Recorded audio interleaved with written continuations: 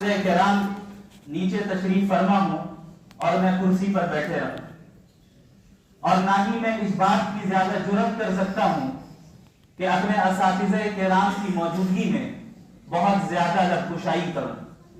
لہذا اپنے اساتذہ کے حکم پر میں آپ حضرات کے سامنے چند باتیں مختصر انداز میں عرض کرنا چاہوں گا۔ جو آیت کریمہ میں نے ابھی آپ کے سامنے پڑھی، یہ آیت ایک ایسی آیت ہے جس کے متعلق حضرت مولانا ابو الحسن علی الحسنی الندوی رحمۃ اللہ علیہ نے فرمایا کہ یہ آیت در حقیقت مستقل ایک معجزہ ہے۔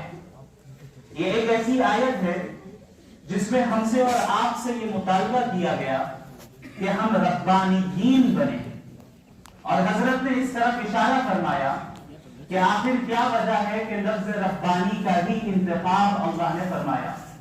یہ بھی کہا جا سکتا تھا کہ علماء کا لفظ استعمال کر لیا گیا ہوتا یا کوئی اور لفظ استعمال کر لیا گیا ہوتا، لیکن اللہ نے ربانیین کا لفظ استعمال کیا۔ ربانی وہ شخص ہوتا ہے، ربانی وہ عالم ہوتا ہے، ربانی وہ فرد ہوتا ہے جس کے اندر جو خود تربیت یافتہ بھی ہو اور دوسروں کی تربیت کرنے کی صلاحیت بھی اس کے اندر پائی جاتی ہے۔ یہ وہ شخص ہوتا ہے جو دین کی تعلیم بھی حاصل کرتا ہے اور دینی تعلیم کی نشر و اشاعت کے لیے جد و جہد بھی کرتا ہے اور اپنا احتساب بھی کرتا رہتا ہے اور اپنی ایمانی قوت میں اضافہ کرتے رہنے کی کوشش کرتا رہتا ہے۔ لہذا قرآن کریم کی یہ آیت ہم سے اور آپ سے یہ مطالبہ کرتی ہے کہ ہم اگر کسی ادارے میں اور بالخصوص دارالعلوم ندوۃ العلماء جیسے ادارے میں طالب علم کی حیثیت سے موجود ہیں تو ہم یہاں اس بات کی بھرپور کوشش کریں کہ ہم اپنی شخصیت کس طرح بنا پائیں۔ جس طرح اللہ رب العالمین چاہتا ہے اس طرح ہم اپنی شخصیت کو کس طرح ڈھال پائے، کس طرح ہم ایسے افراد بن جائیں جو خود کے لیے بھی سیدھے راستے کی طرف وہ چلنے والا ہو اور تمام انسانیت کو سیدھا راستہ دکھانے والا بھی ہو۔ چونکہ یہ دین اسلام ایک ایسا دین ہے جو انفرادی دین نہیں ہے بلکہ اجتماعی دین ہے۔ یہ امت کوئی ایسی امت نہیں ہے جسے صرف اپنے لیے بھیجا گیا ہو، بلکہ یہ امت وہ امت ہے جسے تمام انسانوں کی ہدایت کے لیے بھیجا گیا ہے۔ اور یہی وجہ ہے کہ قرآن کریم میں اللہ رب العالمین نے فرمایا کہ کنتم خیر امت اخرجت للناس۔ یہ نہیں کہا کہ تمہیں صرف مسلمانوں کے لیے نکالا گیا، یہ نہیں کہا کہ تمہیں صرف تمہارے گھر والوں کے لیے بھیجا گیا یا تمہارے خاندان والوں کے لیے بھیجا گیا یا تمہاری اپنی ذات کے لیے بھیجا گیا، نہیں، تم تمام انسانوں کے لیے بھیجے گئے۔ اس ذمہ داری کو سمجھنا ہے اور اس کی اہمیت ہمیں جاننا ہے اور اس کی قدر ہمیں کرنا ہے۔ کیوں؟ کیونکہ پوری دنیا آپ کی محتاج ہے، پوری دنیا کو ایسے افراد کی ضرورت ہے جو اسے تاریکیوں سے نکالے اور ہدایت کی طرف لے آئے، اور یہ کام ظاہر ہے آپ حضرات کے کندھوں پر اس کی ذمہ داری ہے۔ اللہ رب العالمین کا فضل ہے کہ آپ حضرات اس ادارے میں پڑھتے ہیں، اور میں سمجھتا ہوں کہ میرے لیے میرے والدین کا جو سب سے اہم اور سب سے صحیح فیصلہ رہا اور سب سے صحیح ڈیسیژن رہا، وہ فیصلہ یہ تھا کہ انہوں نے میرا داخلہ دارالعلوم ندوۃ العلماء میں کروایا۔ دارالعلوم ندوۃ العلماء کسی عام مدرسے کی طرح ایک مدرسہ نہیں ہے، بلکہ یہ ایک فکر ہے، ایک مشن ہے، ایک مقصد ہے اور ایک منہج ہے جس کو اختیار کر کے ہم موجودہ زمانے میں حالات کے تقاضوں کا لحاظ رکھتے ہوئے پوری امت بلکہ پوری انسانیت کی صحیح رہنمائی کر سکتے ہیں۔ دارالعلوم ندوۃ العلماء ہی دراصل سبب ہے ان تمام ٹوٹی پھوٹی صلاحیتوں کا جو اس وقت میرے پاس جو مجھے اللہ نے عطا کی ہیں۔ دارالعلوم ندوۃ العلماء نے در حقیقت مجھے بولنے کا سلیقہ دیا، ندوۃ العلماء نے در حقیقت لباس پہننے کا سلیقہ دیا، ندوۃ العلماء نے مجھے لوگوں سے گفتگو کرنے کا سلیقہ دیا، ندوۃ العلماء نے مسلمانوں کے ساتھ تعامل کرنے کا سلیقہ دیا، ندوۃ العلماء نے غیر مسلموں کے ساتھ اچھے اخلاق سے پیش آنے کا سلیقہ دیا، ندوۃ العلماء نے اسلام کی حقانیت کو جدید انداز میں پیش کرنے کی صلاحیت اور جدید انداز میں پیش کرنے کا سلیقہ دیا، ندوۃ العلماء نے تفقہ فی الدین کی اہمیت سکھائی، ندوۃ العلماء نے اپنے بڑوں کی قدر کرنا سکھایا، ندوۃ العلماء نے اپنے والدین کی اطاعت کرنا سکھایا، ندوۃ العلماء نے قرآن کریم کو غور و فکر کے ساتھ پڑھنے اور سمجھنے کا سلیقہ عطا کیا، ندوۃ العلماء نے احادیث کے ساتھ مشغول رہنے کا سلیقہ سکھایا، ندوۃ العلماء نے یہ بتایا کہ تم صرف دیندار نہیں بلکہ باشعور دیندار ہو، ندوہ صرف دینداری کا نام نہیں ہے، ندوہ انسان کے اندر شعور کو پیدا کرتا ہے، ایک ایسا شعور پیدا کرتا ہے جس شعور کی اس امت کو ضرورت ہے اور اس امت کے ہر فرد کو اس شعور کو اختیار کرنا ضروری ہے۔ حضرت مولانا ابو الحسن علی الحسنی الندوی رحمت اللہ علیہ نے فرمایا کہ یہ کافی نہیں ہے کہ ہم اور آپ صرف دل سے مومن بنیں بلکہ دماغ کا مومن ہونا بھی ضروری ہے، صرف دل کا مومن ہونا کافی نہیں ہے کہ آپ جذبات میں آئیں اور جذباتی انداز میں بات کریں اور جذباتی انداز میں دین کی اشاعت کریں اور صرف جذباتیت کا ہی مظاہرہ کریں، بلکہ ضروری یہ بھی ہے کہ ہم اور آپ عقلی طور پر اور انٹلیکچوئل سطح پر باشعور ہوں۔ میں بغیر کسی فخر کے تحدیث بالنعمت کے طور پر اور اس کمال کی نسبت اللہ رب العالمین کی طرف کرتے ہوئے اور اس کے بعد اپنے اساتذہ کی محنتوں کی طرف کرتے ہوئے میں یہ عرض کرنا چاہتا ہوں کہ ابھی جو مناظرہ ہوا اس مناظرے کی ویڈیوز میں آپ نے کمنٹس پڑھے ہوں گے، آپ نے لوگوں کے تاثرات دیکھے ہوں گے اور سنے ہوں گے۔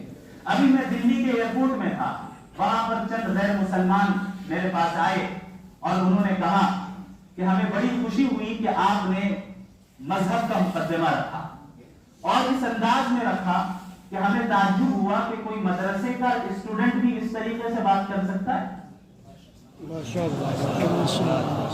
آپ ناراض نہیں ہوئے، آپ نے اس شخص کی شخصیت کا خیال رکھا، آپ نے ان کا احترام کیا۔ میں بغیر کسی مبالغے کے یہ کہتا ہوں کہ یہ سلیقہ مجھے ندوۃ العلماء نے عطا کیا، یہ سلیقہ مجھے میرے اساتذہ کرام نے سکھایا، یہ وہ سلیقہ ہے جو مجھے ان حضرات کی جوتیاں سیدھی کرنے کی برکت اور نتیجے میں حاصل ہوا، یہ وہ سلیقہ ہے جسے اللہ نے اپنے فضل سے عطا کیا، باوجود اس کے کہ میں اس کا اہل نہیں تھا اور اس کے لیے میں غیر مستحق تھا۔ ذالک فضل اللہ یؤتیہ من یشاء واللہ ذو الفضل العظیم۔ میں جب ندوۃ العلماء میں آیا تو چند اہم چیزیں میں آپ کے ساتھ شیئر کرنا چاہتا ہوں، اور یہ بھی صرف اس لیے کہ آپ کو ترغیب ملے کہ آپ کو اس ادارے میں رہ کر کس طرح دین کا کام کرنا ہے اور دین کو سیکھنا ہے۔ میں ایک ایسے گھرانے سے تعلق رکھتا ہوں جہاں الحمدللہ مالی حالات بھی مستحکم ہیں اور اسٹیبل ہیں، اور میرا جو لائف اسٹائل رہا ندوۃ العلماء میں آنے سے پہلے وہ مدرسے کے لائف اسٹائل سے بہت مختلف تھا۔ جب میں نے ندوۃ العلماء میں داخلہ لیا تو مجھے یہاں پر بہت سی پریشانیوں کا سامنا کرنا پڑا۔ مثال کے طور پر لکھنؤ کی گرمی سے کون واقف نہیں ہے، اور میں اس بات کا عادی تھا کہ دن کا اکثر حصہ میں ایئر کنڈیشن روم میں گزارتا تھا۔ یہاں صورتحال میرے لیے اتنی سخت ہو گئی تھی کہ بسا اوقات اس شدید گرمی میں، ابھی مجھے نہیں معلوم کہ اس کیمپس کے انفراسٹرکچر کا کیا، اس کی کیا صورتحال ہے، اس وقت وہاں جو ایک مارکیٹ ہے، مارکیٹ کہتے ہیں اسے، اس کے قریب ایک اے ٹی ایم ہوا کرتا تھا، اس اے ٹی ایم میں ایئر کنڈیشن بھی تھا، ابھی بھی ہے۔ تو جب مجھے شدید گرمی لگتی اور برداشت کے باہر یہ گرمی ہو جایا کرتی، میں 5 منٹ کے لیے اے ٹی ایم میں چلا جایا کرتا تھا کہ کم از کم کچھ سردی مل جائے، اور یہ میرے لیے اس کا تحمل بہت مشکل تھا. میں جب یہاں پر موجود تھا یہاں کا کھانا مجھے سوٹ نہیں کرتا تھا. میں کینٹین سے خریدتا, کبھی باہر سے منگاتا, کوئی کھانا مجھے سوٹ نہیں کرتا. پھر ایسی صورتحال آئی کہ ہمارے ذاکر کینٹین میں اور ایک اور جو کینٹین ہے وہاں پر صرف بن اور آملیٹ کھاتا تھا, بریک فاسٹ میں بھی, ناشتے میں بھی, لنچ میں بھی اور ڈنر میں بھی. اور چونکہ گھر میں عادی تھا کہ ایسا پانی پیوں جو فلٹرڈ ہو, تو اس ناحیے سے بھی بڑی دشواریوں کا سامنا کرنا پڑا. بسا اوقات ایسا وقت بھی آیا کہ میں مجبوراً صرف گلے کی خشکی کو یعنی گلے کو تر کرنے کے لیے چند قطرے صرف ڈال دیا کرتا تھا کہ کم از کم گلا تر ہو جائے, لیکن میں اسے پی ہی نہیں پا رہا. یہ بتانے کا مقصد یہ ہے کہ یہ مرحلہ میرے لیے آسان نہیں تھا اور بہت مشکل تھا. یہاں تک کہ میں آپ کہہ سکتے ہیں کہ شیطانی وسوسوں میں مبتلا ہو کر اس نتیجے تک پہنچ چکا تھا کہ شاید اب میں اپنی تعلیم کو جاری نہ رکھ پاؤں اور واپس چلا جاؤں. میں نے اپنے والد محترم سے بات کی اور مجھے یاد ہے کہ اس وقت جب میں نے بتایا کہ میں نہیں رہ پا رہا ہوں, مجھ سے نہیں ہو پائے گا, یہ میری طاقت کے باہر کی چیز ہے, مجھے واپس آنا ہے. میرے والد صاحب حفظہ اللہ تعالی بہت زور سے رونے لگے, بہت زور سے, اور میں گھبرا گیا ان کی آواز سن کر. اور انہوں نے یہ کہا کہ بیٹا اگر آج پیچھے ہٹ گئے تو آگے نہیں بڑھ پاؤ گے. یہ وہ جملہ تھا جو آج تک میرے کانوں میں گونجتا ہے, اور یہ وہ جملہ تھا جس نے مجھے تیار کر دیا کہ اس دین کی خدمت کے لیے اور اس دین کی تعلیم حاصل کرنے کے لیے انشاءاللہ تعالی اب میں آخری حد تک جاؤں گا. اس کے بعد اللہ رب العالمین جزائے خیر دے میرے تمام اساتذہ کرام کو جو اس ادارے میں موجود ہیں. بعض اس دنیا سے رخصت ہو گئے, اللہ ان کی قبروں کو منور فرمائے, اور جو موجود ہیں اللہ ان کی عمر میں صحت اور ایمان کے ساتھ, عافیت کے ساتھ برکت عطا فرمائے. ان حضرات نے بالکل اس طرح معاملہ کیا جس طرح گھر میں والد معاملہ کرتا ہے. اتنی شفقت کے ساتھ پیش آتے تھے اور اتنی توجہ دیتے تھے کہ مجھے اس بات کی قدر ہوئی کہ بھائی میں جس ادارے میں رہتا ہوں یہ ادارہ کوئی معمولی ادارہ نہیں ہے, بلکہ یہ ادارہ ایک مقصد کے تحت بنا ہے. یہ ادارہ دیواروں کا نام نہیں ہے, یہ ادارہ سرٹیفکیٹ کا نام نہیں ہے, یہ ادارہ چند رسمی چیزوں کا نام نہیں ہے, بلکہ یہ ایک مقصد ہے. اور اس مقصد کو حاصل کرنے کے لیے ہمارے اساتذہ کرام دن رات جدوجہد کرتے ہیں بغیر کسی دنیاوی مدد کے. یہ کوئی معمولی خدمت نہیں ہے. اس کا اندازہ صحیح معنی میں اس وقت ہوگا جب آپ لوگوں کو دنیا کا ایکسپوجر ملے گا, جب آپ اس ادارے سے فارغ ہو کر جائیں گے اور الگ الگ لوگوں سے ملاقات کریں گے. آپ یہ دیکھیں گے کہ ہر جگہ, ہر میدان میں صرف اس بات کی کوشش ہے کہ ہم کمرشیل انداز کیسے نافذ کریں. ہمیں کمرشیل بننا ہے. کوئی ایک منٹ بغیر پیسے کے دینے کے لیے تیار نہیں ہے. ہمارے اساتذہ کرام جو اس ادارے میں دن رات محنت کرتے ہیں اور ایسی صلاحیتوں کے ساتھ ہیں جو صلاحیتیں عموماً ان کمرشیل انڈسٹریز کے لوگوں کو حاصل نہیں ہیں, اس کے باوجود ہمیں وہ وقت دیتے ہیں, اس کے باوجود ہماری وہ فکر کرتے ہیں, ہماری رہنمائی کرتے ہیں. یاد رکھیں اس سے بڑی نعمت اس وقت آپ لوگوں کو کوئی اور بڑی نعمت, اس سے بڑی نعمت آپ کو حاصل نہیں ہو سکتی. ضروری یہ ہے کہ ہم اس نعمت کی قدر کر لیں. اللہ رب العالمین کی یہ سنت ہے, اس کا یہ طریقہ ہے کہ جو شخص اللہ کی نعمت کا شکر ادا کرتا ہے, اللہ کی نعمت کی قدر کرتا ہے, اللہ اس نعمت میں اضافہ کرتا ہے. اور جو شخص اللہ کی نعمت کی ناقدری کرتا ہے, اللہ اس سے اس نعمت کو چھین کر ایسے شخص کو دے دیتا ہے جو اس کا مستحق ہو. لہذا اس بات کا عزم کر لیں کہ ہم جس قیمتی ایام سے گزر رہے ہیں, ہم جس مرحلے سے گزر رہے ہیں, اس کی ہم بھرپور قدر کریں, ناشکری نہیں کریں گے, اس سے ہم استفادہ کریں گے. اور ٹھیک ٹھیک جو ہے جس انداز میں ہمیں فائدہ حاصل کرنا چاہیے وہ کریں گے. یاد رکھیں میں پھر بتا دوں فخر کے طور پر نہیں صرف تحدید بالنعمت کے طور پر اور آپ حضرات کی ترغیب کے لیے یہ بات بتا رہا ہوں کہ میں نے اپنے طالب علمی کے زمانے میں ابھی بھی طالب علمی ہوں یعنی دارالعلوم ندوۃ العلماء میں جو طالب علمی کے ایام گزرے میں نے ایک چیز کا بڑا اہتمام کیا وہ یہ تھا کہ اپنے بڑے اور اپنے اساتذہ کی اطاعت ندوے کے انتظامیہ کی اطاعت ندوے کے بنائے ہوئے اصولوں کی اطاعت میں نے اس کی بھرپور کوشش کی یہاں تک کہ الحمدللہ کئی مہینے گزر جاتے تھے کسی ایک گھنٹے میں بھی غیر حاضری میں نہیں کرتا تھا اور صرف اس نیت سے کہ کہیں ایسا نہ ہو کہ ایک گھنٹہ بھی اگر چھوٹ جائے تو اس کی برکت ختم نہ ہو. اور یقین جانیے امتحان کے ایام میں جس طرح آپ حضرات بہت پریشان ہو جاتے ہیں پھر اگر آپ نے پابندی کی حاضری کی اور کلاسز میں پابندی سے آپ حاضر رہے تو آپ کے لیے امتحان کا مرحلہ بڑا آسان ہو جاتا ہے. اس بات کی ہم نے پابندی کی کہ میرے اساتذہ کرام میرے مشائخ مجھ سے جو کہتے میں وہ کرتا. اگر مجھ سے کہا جاتا کہ آپ کو مغرب کے بعد دارالمطالعہ میں بیٹھنا ہے تو میں بیٹھتا تھا میں ناغہ نہیں کرتا الا یہ کہ کوئی شدید عذر ہو.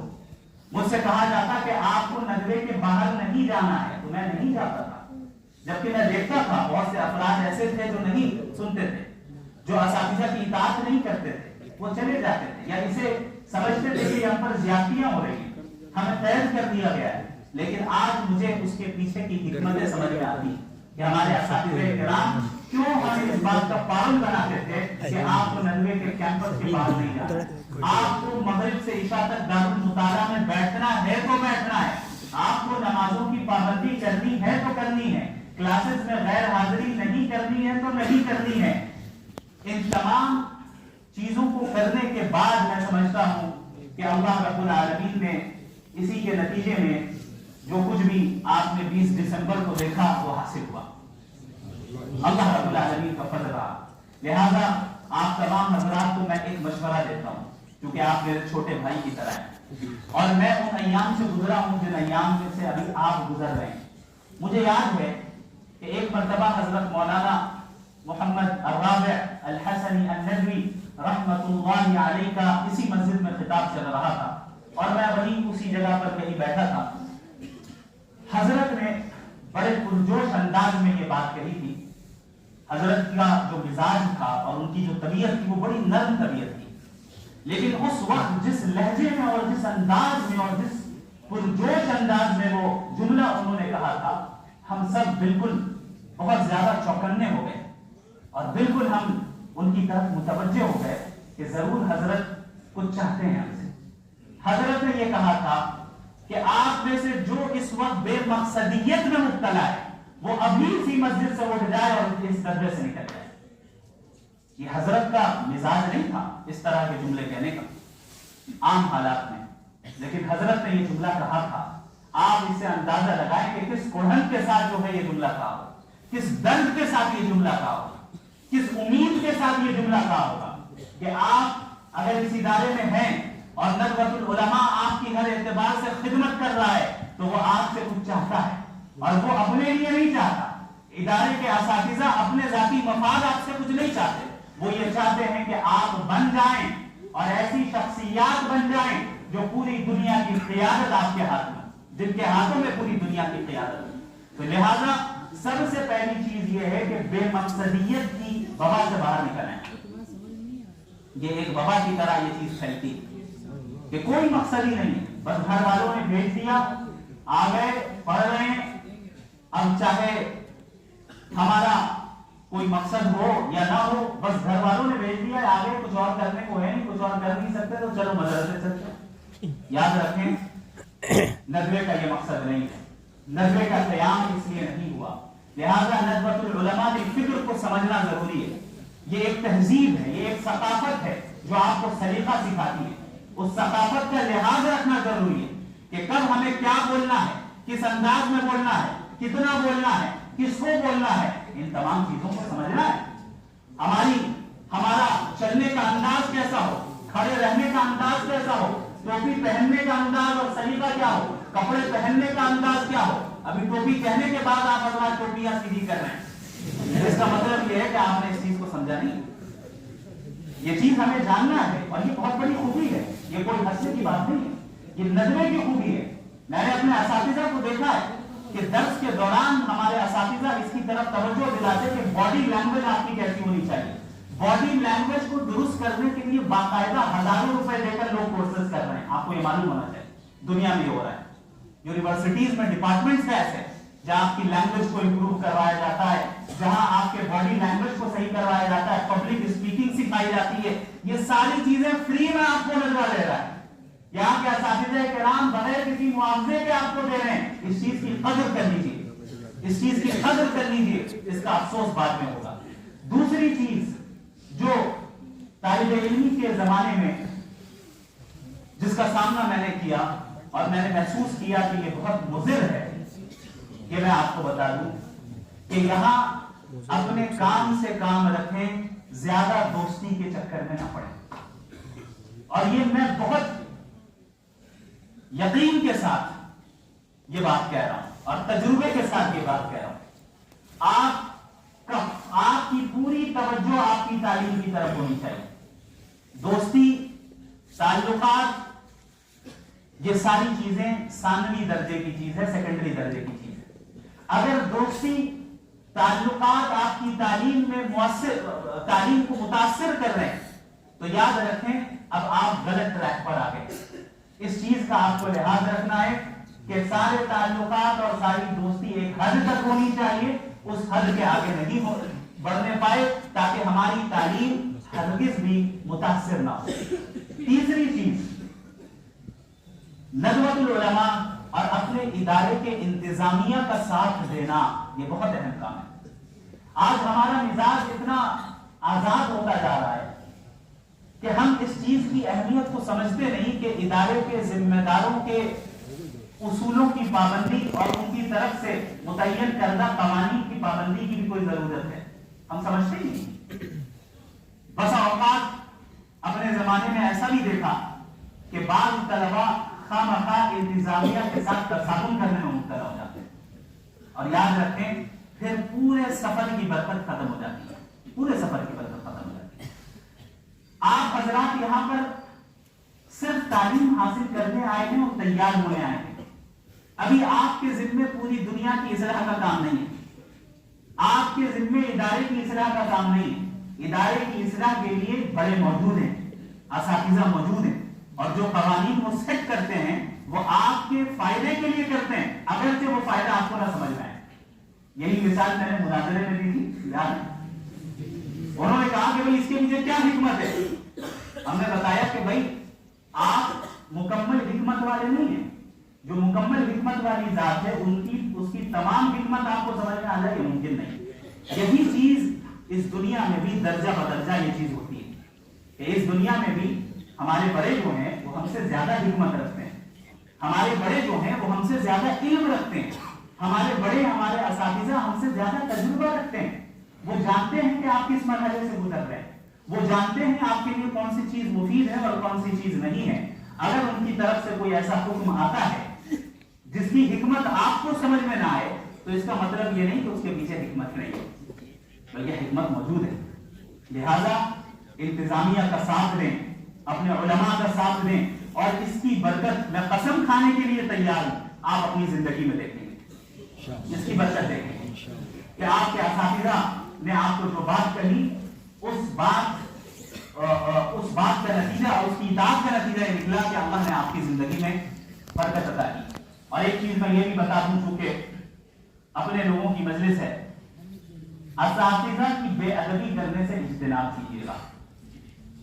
बसा औकात किसी उस्ताद की बेअदबी तमाम तर सलाहियतों को मांद कर देती है। ऐसा होता है कि एक इंसान, एक तालिब इल्म बहुत सलाहियत वाला है, बहुत गहरे इल्म वाला है, उसे तफसीर में बड़ी महारत है, हदीस में बड़ी महारत है, उसूल तफसीर में बड़ी महारत है, उसूल हदीस में बड़ी महारत है, लेकिन असातिज़ा की बेअदबी के नतीजे में जिंदगी का एक ऐसा मरहला आता है जहां पर तमाम नेमतों को अल्लाह सल्ब कर लेता है। वलियादु बिल्लाह। अल्लाह रब्बुल आलमीन हम सब की उससे हिफाजत फरमाए, आमीन। मैं आपको ये बता दूं कि ये जैसा कि मौलाना सलमान नसीम साहब हफिज़हुल्लाह तआला ने बताया कि ये प्रोग्राम कोई रस्मी प्रोग्राम नहीं है। ये प्रोग्राम ऐसा प्रोग्राम नहीं है जहां पर बाकायदा कोई हम सिर्फ फॉर्मेलिटी अदा करें, बल्कि यहाँ पर मैं अपने घर में आया हूँ। बस असातिज़ा किराम ने इस तरफ भी तवज्जो दिलाई कि दूसरे इदारे में जैसे आपका इस्तेक़बाल हुआ, यहाँ पर शायद वैसा ना हो, तो आपको बुरा नहीं मानना है। हमने कहा हजरत दूसरे इदारों में मैं मेहमान था, नदवा तो मेरा घर है, मैं अपने घर में आ रहा हूँ, यहाँ पर मुझे इस्तेक़बाल नहीं चाहिए। आप हजरात से मुलाकात यही मेरे लिए एहसास है। आप हजरात से मुलाकात का मौका मिल जाना और यहाँ के तलबा और अपने भाइयों से थोड़ी देर के लिए गुफ्तगू करने का मौका मिल जाना और इस जगह पर खड़े होकर गुफ्तगू कर लेने का मौका मिल जाना, इससे बड़ा एजाज मेरे लिए और कुछ नहीं हो सकता। लिहाजा आप एक ऐसे शख्स को सुन रहे हैं जो पुराना मरीज है, तो पुराना मरीज जदीद मरीज को चंद सलाह दे रहा है। हम सब इसी सफर से गुजरे हैं और हम सब बात गलतियां कर जाते हैं, लेकिन याद रखें अगर हमसे गलतियां हो जाए तो उन गलतियों से रुजू करना, तौबा करना, अपनी इस्लाह करना, अपने असातिज़ा की इताअत को कबूल कर लेना और नजरे की फिक्र को समझना, ये बहुत जरूरी है। वरना ऐसा भी देखा जा रहा है कि नजरे से पढ़ कर निकल रहे हैं लेकिन नज़्बतुल उलमा की फिक्र अपने अंदर नहीं रखते हैं। नज़्बतुल उलमा जैसा कि मैंने बताया शुऊर को पैदा करने का नाम है। नज़्बतुल उलमा एक मिशन रहता है और याद रखें ये जो आज इल्हाद के खिलाफ मैं काम कर पा रहा हूं, इसकी असल फिक्र मुझे नज़्बतुल उलमा से ही मिली और बिलखुसूस हज़रत मौलाना अबुल हसन अली अल हसनी अन-नदवी रहमहुल्लाह की तहरीरों से मिली। जब आप हजरत की तहरीरों को पढ़ेंगे तो आपको अंदाजा होगा कि मगरिबी तहजीब के खिलाफ कब लिख रहे हैं। ऐसा महसूस हो रहा है कि शायद आज के लिए वो लिख रहे हैं। उन्होंने ही फरमाया कि मुझे यकीन है कि अगर आज अबू हनीफा, इमाम मालिक, इमाम शाफई, अहमद इब्न हंबल रहमहुल्लाह अजमईन भी जिंदा होते तो शायद थोड़ी देर के लिए फिक्ह की तदबीर को भी रोक देते और इल्हाद जदीद और मगरिबी तहजीब के मुकाबले में हजरत ने ये फिक्र दी, हजरत की तहरीरों से ये फिक्र दी, नज़्बतुल उलमा से ये फिक्र मिली। फिर उस फिक्र को लेकर मैं आगे कुछ काम कर पाया और कर रहा हूँ। अल्लाह रब्बुल आलमीन से दुआ गो हूँ कि अल्लाह मुझसे भी और आप सब से दीन का काम देता रहे। अल्लाह रब्बुल आलमीन हम सबको दीन का तफक्कुर अता फरमाए, दीन की समझ अता फरमाए, दीन पर अमल करने वाला बना दे, नज़्बतुल उलमा की कदर करने वाला बना दे, यहाँ के असातिज़ा की कदर करने वाला बना दे, नज़्बतुल उलमा की इंतजामिया का साथ देने वाला बना दे, बागियाना मिजाज से हम सब की हिफाजत फरमा दे और मुतीआना मिजाज हम सबको अता फरमा दे और अल्लाह रब्बुल आलमीन हम सबको कबूल फरमाए इस दुनिया में भी और आखिरत में भी। मैं समझता हूँ कि जरूरत से ज़ायद मैंने गुफ्तगू कर दी अपने असातिज़ा की मौजूदगी में, लिहाजा मैं माजरत भी चाहता हूँ अपने तमाम असातिज़ा किराम से। बस जो कुछ आप हजरात से सीखा था उसी का खुलासा पेश करने की मैंने कोशिश की है। जो भी कभी कोताही हुई हो आप हजरात माफ फरमाएं। अल्लाह रब्बुल आलमीन आप तमाम हजरात को जज़ाए खैर अता फरमाए। व आखिरु दावा